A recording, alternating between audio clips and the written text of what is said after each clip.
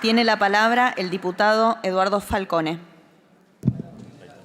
Gracias, señora presidenta.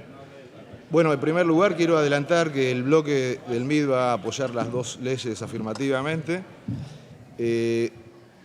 Esta ley es muy importante, coincido con un diputado preopinante que probablemente no cambie el destino de la Argentina, pero estamos sumidos en una crisis total y global. El subdesarrollo no nació hace 4 meses, escuché discursos anteriores en los cuales parece que todos los problemas de la Argentina nacieron hace muy poco. Creo que esta ley sintetiza de algún modo el pensamiento o el plan de gobierno del presidente Milei, dado que apunta a varios aspectos fundamentales y muy importantes y relevantes para nuestro país. En primer lugar, apunta a la reducción del gasto. Eso es muy importante para bajar la emisión monetaria y reducir la inflación.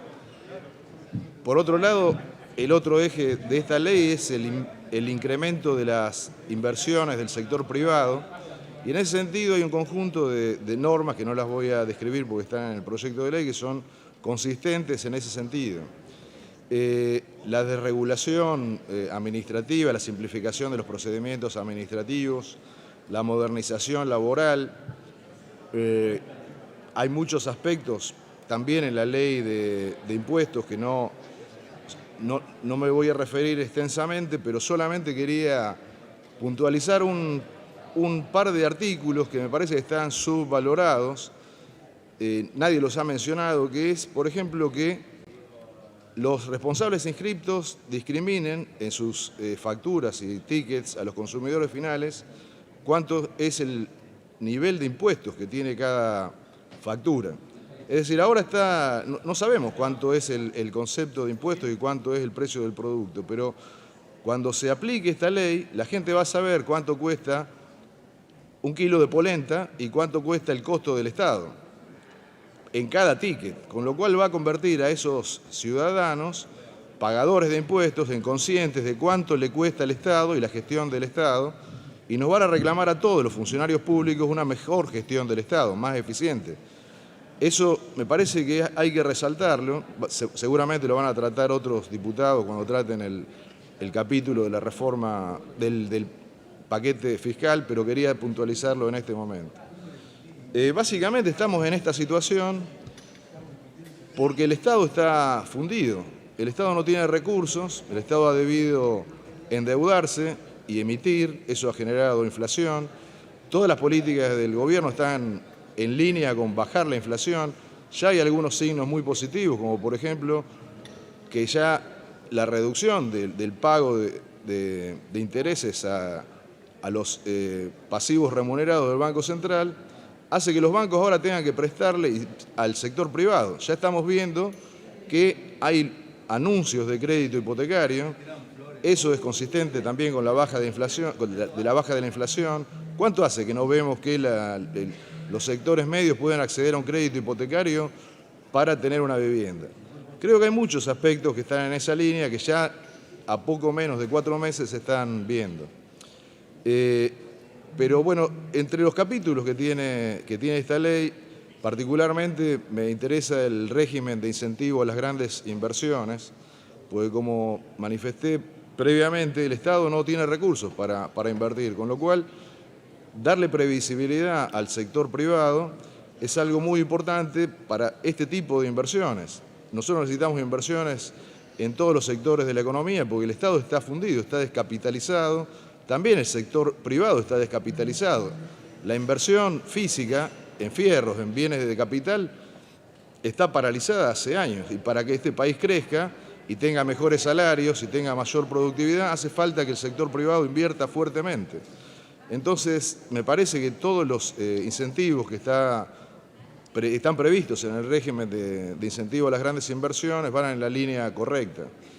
Acá también quería hacer alguna observación sobre algunos diputados preopinantes que parece que están preocupados por los impuestos o algunos beneficios que le vamos a dar o que le podríamos dar a los grandes inversores, pero no se paran a analizar que hoy esos impuestos no se pagan. O sea, hoy no hay inversiones, por lo tanto no se pagan impuestos, con lo cual una reducción de impuestos sobre algo que no existe, me parece que no tiene sentido discutirlo. O sea, todos acá están planteando que vamos a beneficiar a los grandes inversores. Ojalá vengan grandes inversiones y grandes inversores o pequeños inversores que hagan consorcios y puedan invertir en sectores de infraestructura o en todos los sectores que hacen falta en la economía y paguen impuestos. Van a pagar un poco menos, pero van a pagar impuestos que hoy no ingresan y lo más importante es que van a hacer inversiones que hoy no existen. Y son imprescindibles esas inversiones para el desarrollo del país.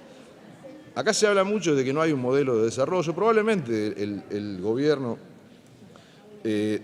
no tenga un plan explícito en el sentido de lo que podríamos pensar los desarrollistas, pero evidentemente es un plan de gobierno en sí mismo este proyecto de ley. Está planteando bajar el gasto público que ahoga a todo el sector privado y está planteando una serie de medidas que favorecen al sector privado. Por ejemplo, la modernización laboral prevé que hasta pequeños trabajadores puedan tener 5 trabajadores en forma independiente que colaboren. Hoy no los tienen porque si los contratan y los contratan en blanco y alguno le hace un juicio se funden. Con lo cual me parece que también es un incentivo para que un pintor pueda tener otros colaboradores, un pintor, un jardinero, cualquier pequeño trabajador que hace este trabajo independiente, porque va a ampliar esa oferta de trabajo.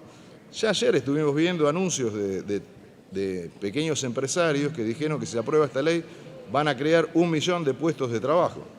Eso no solamente es importante porque va a haber trabajadores registrados que hoy no lo están, sino porque van a ser contribuyentes del sistema previsional. El sistema previsional está fundido porque la mitad de los trabajadores de Argentina están trabajando en negro, están afuera del sistema registrado. Con lo cual, toda esta serie de medidas me parece que es fundamental para que la Argentina supere la crisis que está teniendo. Alguna observación que quería hacer sobre unas manifestaciones de diputados preopinantes es que hacían manifestaciones como que el gobierno va a tener que pagar estos gastos, el gobierno va a tener que pagar otras, que van a forzar al gobierno a pagar. Y yo les quiero recordar que esos gastos no los paga el gobierno, los pagan los contribuyentes y el pueblo argentino. Con lo cual, parece que consideran o no tienen en cuenta que hay una restricción de presupuesto. O sea, evidentemente, si no hubiera restricción de presupuesto, le pagaríamos más a los jubilados, se harían obras públicas que no se hacen, pero precisamente como hay una restricción de presupuesto, este gobierno tomó el toro por las astas y lo que tiene que hacer es reducir el gasto público y fijar prioridades a dónde tiene que destinar los destinos, a dónde tiene que destinar los fondos públicos. Por ejemplo, en materia de infraestructura, tenemos un déficit total.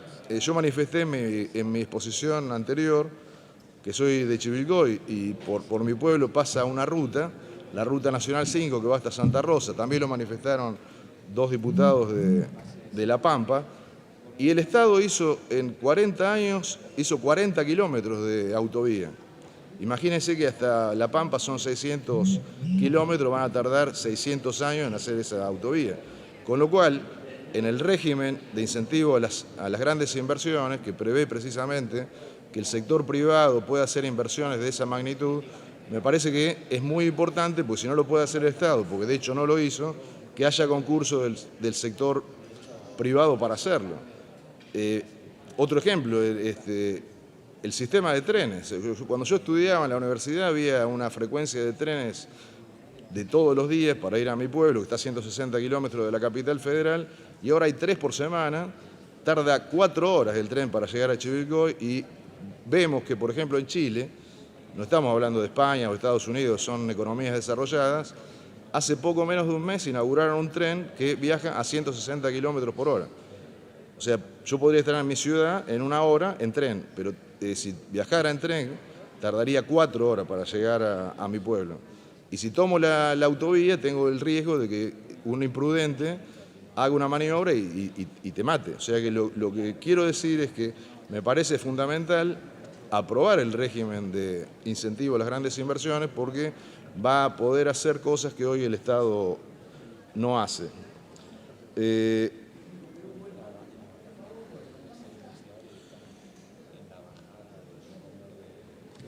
Para terminar, me parece que es necesario, es importante, así como hizo el presidente del bloque de la primera minoría, citar un discurso del presidente Perón el 1 de mayo del 74, recordar el discurso del presidente Frondizi el 1 de mayo de 1958, cuando se manifestó ante este mismo Congreso y dijo: señores, pedido permiso para leer, señores legisladores, nos aguarda a todos una inmensa tarea.